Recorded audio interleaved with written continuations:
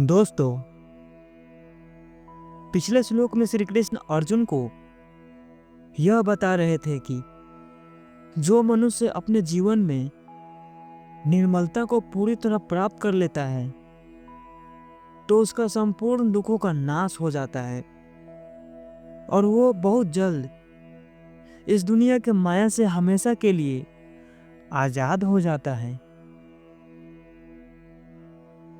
उसके बाद श्री कृष्ण आगे कहते हैं, जिसके मन इंद्रिय संयमित नहीं है ऐसे मनुष्य के निश्चयात्मक बुद्धि नहीं होती और निश्चयात्मक बुद्धि न होने से उसमें कर्तव्य निष्ठा की भावना नहीं होती। ऐसी भावना न होने से उसको शांति नहीं मिलती। तो जब शांति नहीं मिलती तो शांति रहित मनुष्य को सुख कैसे मिल सकता है। यानी दोस्तों, श्री कृष्ण यह समझा रहे हैं कि जिसका मन और इंद्रियां कंट्रोल में नहीं है ऐसे मनुष्य की निश्चयात्मक बुद्धि कभी शांत नहीं रहता। ऐसे लोग सांसारिक भटकाओं से कभी मुक्त नहीं हो पाते हैं और इसलिए जब किसी लक्ष्य पर बुद्धि एक जगह केंद्रित नहीं रहता तो उसमें कर्तव्यों और जिम्मेदारियों का संपूर्ण निष्ठा, समर्पण और आदर भाव की भावना खत्म हो जाती है और ऐसी भावना न होने से किसी को भी कभी शांति नहीं मिलती। इसलिए जब किसी को शांति नहीं मिलती तो वह मनुष्य सुख कैसे भोग सकता है। उसके बाद श्री कृष्ण आगे कहते हैं, अपने अपने विषयों के सभी इंद्रियों में से एक ही इंद्रिया जिस मन को अपना अनुगामी बना लेती है वह अकेला मन जल में नौका को वायु की तरह इसकी बुद्धि को हर लेता है। यानी मनुष्य अपने भटके हुए मन और इंद्रियों में से केवल 1% ध्यान जिस मन को अपना आज्ञाकारी बना लेता है तो वह मन जिस तरह जल में नाव को वायु हर लेता है ठीक उसी तरह यह एक ही इंद्रिया मन के सारे भटकाओं और सारे फिजूल चीजों को हर लेता है। उसके बाद श्री कृष्ण आगे कहते हैं, इसलिए हे महाबाहो, जिस मनुष्य की इंद्रियों के विषयों से वश में की हुई है उसकी बुद्धि स्थिर है। यानी जिसका भी इंद्रियों के वश में हो गई है उसकी बुद्धि स्थिर है। यहाँ पर कहने का मतलब यह है कि जो मनुष्य अपने मन को शांत कर लेता है तो वे इस दुनियादारी के वस्तुओं से मोहित नहीं होता और जो ऐसा करता है उसी का बुद्धि स्थिर है, वही स्थिर बुद्धि कहलाने लायक है। नहीं तो ऐसा नहीं कि बाहर से सिर्फ दिखावटी के लिए बुद्धि स्थिर है लेकिन अंतर से मन पूरा बेचैन है। अगर ऐसा है तो ये स्थिर बुद्धि नहीं कहलाएगा। स्थिर बुद्धि उसी का है जो मन और इंद्रियों को अंदर और बाहर दोनों तरफ से नियंत्रण में लाया हुआ है।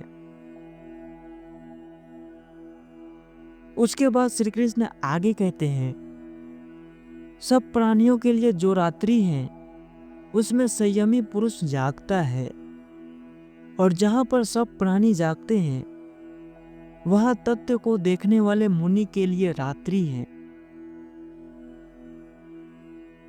यानी जब सब प्राणियों के लिए रात होता है तो उसमें संयमी पुरुष यानी स्थिर बुद्धि वाले मनुष्य जागते हैं और जहां पर सब लोग जागते हैं तो वहां पर ये लोग सोते हैं। यानी दोस्तों, सूर्य के उदय होने पर कैसे रात का अंधकार दूर हो जाता है, उसी प्रकार ज्ञान का उदय होने पर अज्ञान भी नष्ट हो जाता है। यहाँ पर श्री कृष्ण समझा रहे हैं कि झूठ या अज्ञान चाहे कितना भी बड़ा क्यों ना हो, सच जब भी सामने आता है तो ये सब खत्म हो जाते हैं। उसके बाद श्री कृष्ण आगे कहते हैं, जैसे संपूर्ण नदियों का जल चारों ओर से जल द्वारा परिपूर्ण समुद्र में आकर मिलता है, पर समुद्र अपनी मर्यादा में अचल और प्रतिष्ठित रहता है, ऐसे ही संपूर्ण भोग पदार्थ जिस संयमी मनुष्य को विकार उत्पन्न किए बिना ही उसको प्राप्त होते हैं, वही मनुष्य परम शांति को प्राप्त होता है, भोगों की कामना करने वाला नहीं। कहने का मतलब ये है कि जैसे संपूर्ण नदियों का जल चारों ओर से समुद्र में ही आकर मिल जाता है, लेकिन समुद्र अपनी मर्यादा में अचल और शांत रहता है, ऐसे ही संपूर्ण भोग पदार्थ यानी संपूर्ण सांसारिक सुखों को जो मनुष्य अपनी संयम को, अपनी सेंसेस को बिना बदलाव किए ही उसको प्राप्त करता है, वही मनुष्य परम शांति को प्राप्त होता है, भोगों में कामना रखने वाला नहीं। आपने देखा होगा कुछ लोग ऐसे भी होते हैं जिनको कुछ समय के लिए धन दौलत ज्यादा मिल जाता है तो वे और उनका कॉन्फिडेंस सातवें आसमान पर पहुंच जाता है।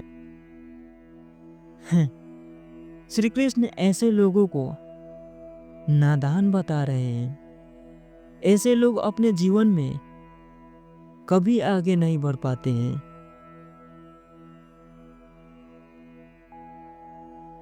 उसके बाद श्री कृष्ण आगे कहते हैं, जो मनुष्य संपूर्ण कामनाओं को त्याग करके स्पृहा रहित, ममता रहित और अहंकार रहित होकर आचरण करता है, वह शांति को प्राप्त होता है। यानी जो लोग अपनी इच्छाओं को, अपने इमोशन को और अपने ईगो से मुक्त हो जाते हैं, ऐसे लोग शांति को प्राप्त करते हैं। यहाँ पर श्री कृष्ण बहुत ही अच्छी और सही बात कह रहे हैं। आपने अपने जीवन में कई ऐसे लोगों को देखे होंगे जो हमेशा अपने अहंकार में जीते हैं। ऐसे लोग कभी अपने जीवन में शांति प्राप्त नहीं कर पाते हैं।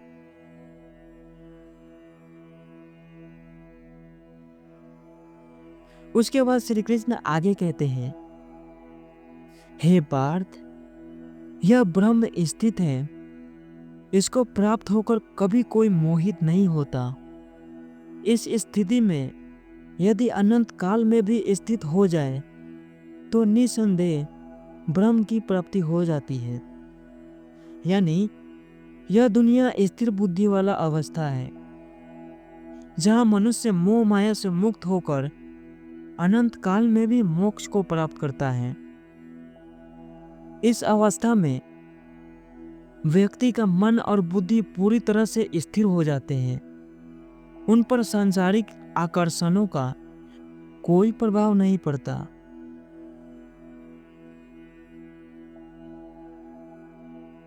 तो दोस्तों, ये था श्रीमद् भगवद गीता का दूसरा अध्याय यानी सांख्य योग। इसमें श्री कृष्ण ने कर्म के बारे में हम लोगों को समझाया और सिखाया कि सिर्फ कर्म करो, क्योंकि इंसान का काम सिर्फ कर्म करने का है। किसको कितना कर्मों का फल देना है, यह सब मेरा काम है। इंसान का कर्तव्य सिर्फ और सिर्फ कर्म करने का है। इसलिए सिर्फ कर्म पर ध्यान लगाओ, उसके बाद देखो जीवन में कैसे आगे नहीं बढ़ पाते हो। दोस्तों, इस गीता सार को मैंने आसान भाषा में समझाने की कोशिश की है, तो अगर मेरे से कहीं पर बोलने में गलती हो गया हो या फिर मैं कहीं पर गलत बोल दिया होगा, तो उसके लिए मैं दिल से माफी चाहूंगा। इंसान से गलती होती ही है। मैं अगले अध्याय में पूरा कोशिश करूंगा कि कोई गलती ना हो। इसलिए गलती हो गया हो तो आप सभी अपना दोस्त समझ के प्लीज माफ कर देना। बाकी मिलते हैं भगवत गीता के अगले अध्याय यानी कर्म योग में। तब तक के लिए जय श्री कृष्णा।